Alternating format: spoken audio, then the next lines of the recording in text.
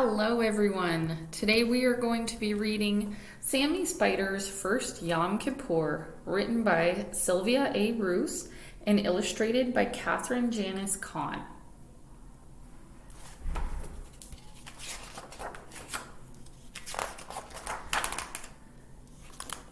Saying I'm sorry.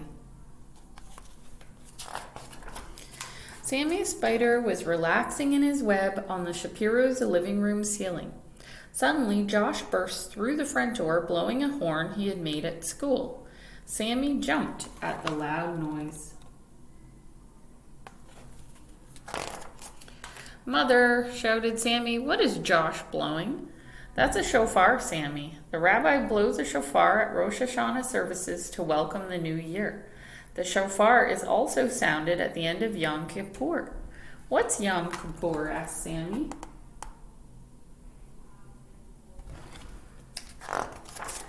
Yom Kippur is a holy day when people tell each other they're sorry for saying or doing something hurtful.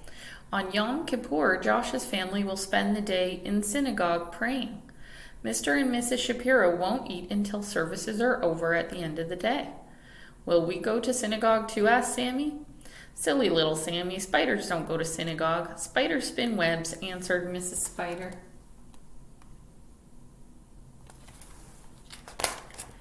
Josh placed his little shofar under the honey dish next to the family's large, curvy shofar. "Can I have a shofar to blow?" pleaded Sammy. Mrs. Spider laughed. "Silly little Sammy, spiders don't blow shofars. Spiders spin webs." Sammy lowered himself on a strand of webbing to get a closer look at the shofar when Mrs. Shapiro asked Josh, "How was school today?" "I have homework," Josh said. "My teacher wants us to make a list of all the people we should apologize to before Yom Kippur. Will you help me write the list?" "We'll do it after dinner," Mrs. Shapiro suggested. "While I set the table, why don't you put your toys away? Your ball belongs outside." Josh picked up his ball. He bounced it on the floor, and Sammy scrambled up his web as the ball came towards him. Josh dribbled the ball a few times and bounced it even harder. Sammy's web began to shake. He felt like he was on a trampoline.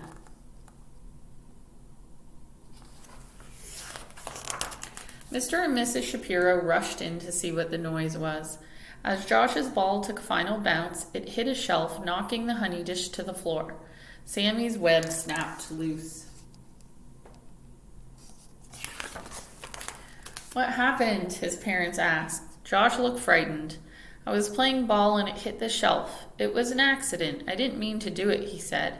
As he spoke, he noticed two little spiders scurrying away.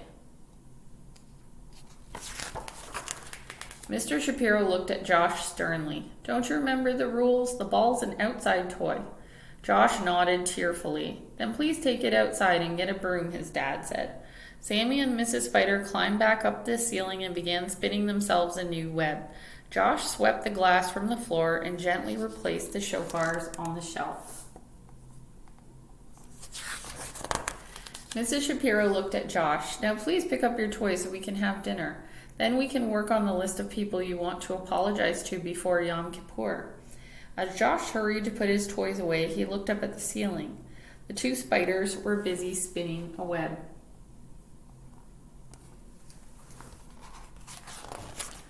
After dinner, Josh sat on the couch with his parents.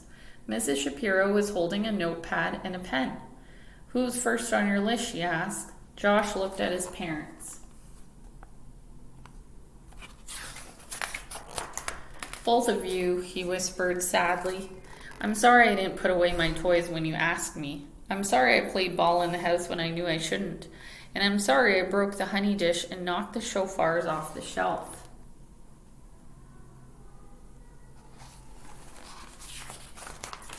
Josh's parents gave him a hug. "We accept your apology," they said. "There's one more thing I want to add to the list," said Josh, looking up. "I'm sorry I broke your web, little spiders." Sammy looked at his mother and smiled. "I think we should accept his apology," he said.